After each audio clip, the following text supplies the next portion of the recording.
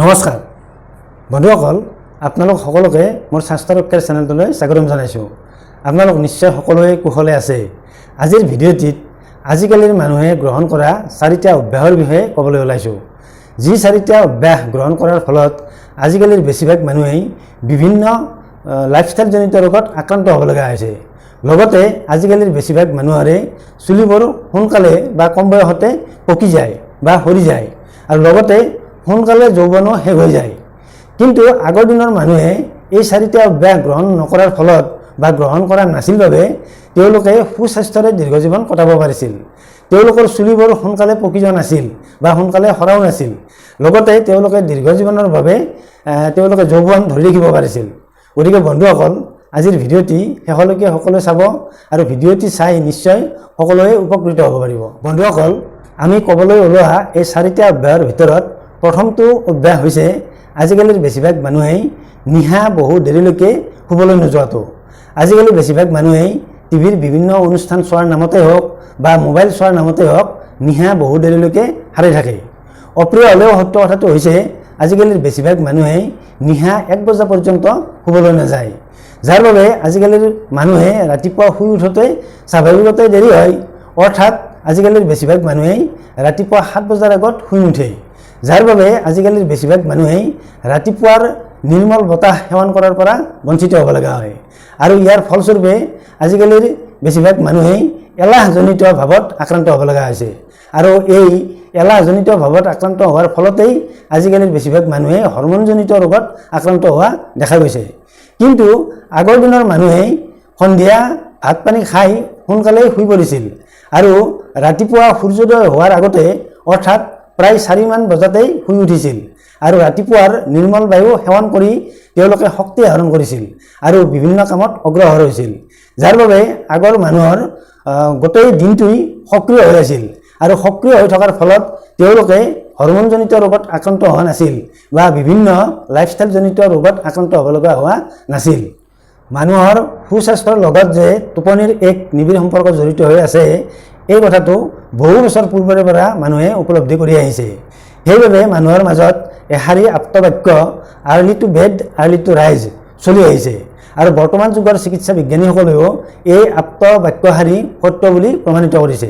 গতিকে বন্ধুসকল, আমি বিভিন্ন হৰমনজনিত ৰোগৰ লগতে বিভিন্ন লাইফষ্টাইলজনিত ৰোগত আক্ৰান্ত নহ'বলৈ হ'লে আমি সোনকালে খোৱা অভ্যাস গঢ়ি তোলাৰ কোনো গত্যন্তৰ নাই। সেইবাবে আমি আজিৰে পৰা সোনকালে শুবলৈ যোৱা আৰু ৰাতিপুৱা সূৰ্যোদয় হোৱাৰ পূৰ্বে বিচনাৰ পৰা উঠা অভ্যাস গঢ়ি তোলোৱা হওক। বন্ধুসকল, আজিকালিৰ বেছিভাগ মানুহেই গ্ৰহণ কৰা দ্বিতীয় বদ অভ্যাসটো হৈছে নিচাজাতীয় দ্ৰব্য সেৱন কৰাটো। আজিকালি বেছিভাগ মানুহেই নিচাজাতীয় দ্ৰব্য সেৱন নকৰিলে যেন জীৱনটোৱে আগ নাবাঢ়িব তেনেকুৱা অনুভৱ কৰে। আচলতে নিচাজাতীয় দ্ৰব্যৰ কোনো ধৰণৰ পজিটিভ প্ৰভাৱ আমাৰ সুস্বাস্থ্য ৰক্ষাৰ ক্ষেত্ৰত নপৰে। যিখিনি পৰে আটাইখিনিয়েই নিগেটিভ প্ৰভাৱ।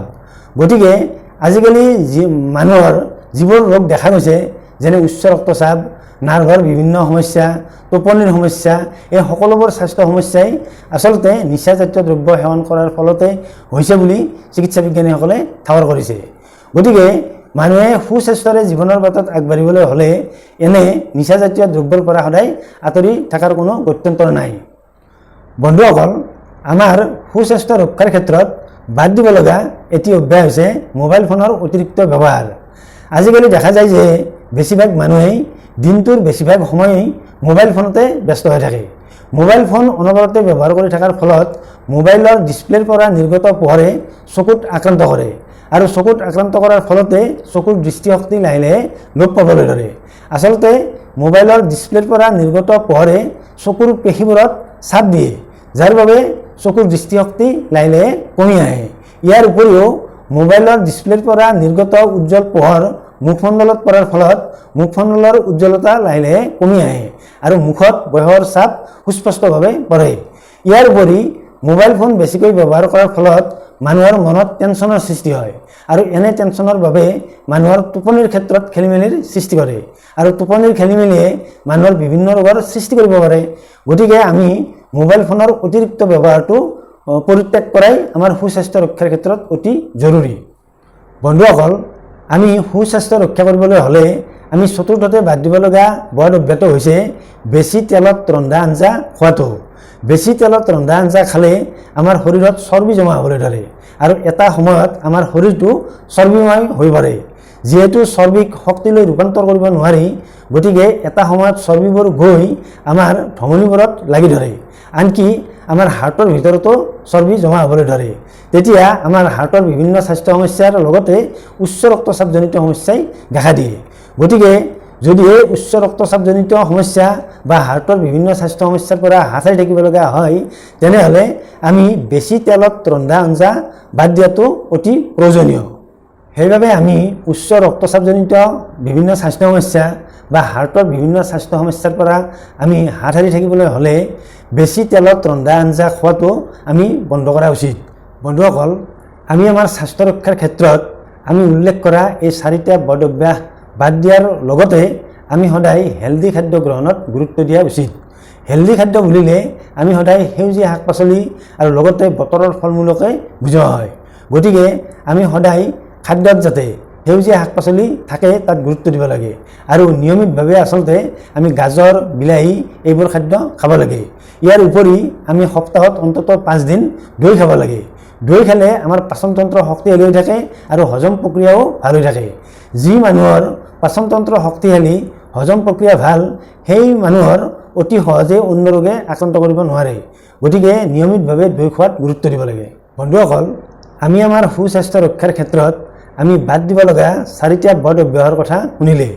যদিহে আমাৰ আজিৰ ভিডিঅ'টো চাই ভাল পাইছে, তেনেহ'লে ভিডিঅ'টিত লাইক এটা কৰিব, লগতে ভিডিঅ'টো শ্বেয়াৰ কৰিবলৈ নাপাহৰিব। আৰু যিসকলে প্ৰথমবাৰৰ বাবে মোৰ এই চেনেলটো চাইছে, তেওঁলোকক আমাৰ এই স্বাস্থ্য ৰক্ষা চেনেলটো ছাবস্ক্ৰাইব কৰিবলৈ অনুৰোধ জনালোঁ। অন্য এটা ভিডিঅ'ত আপোনালোকক লগ পোৱাৰ প্ৰতিশ্ৰুতিৰে আজিলৈ আহিছোঁ। ধন্যবাদ।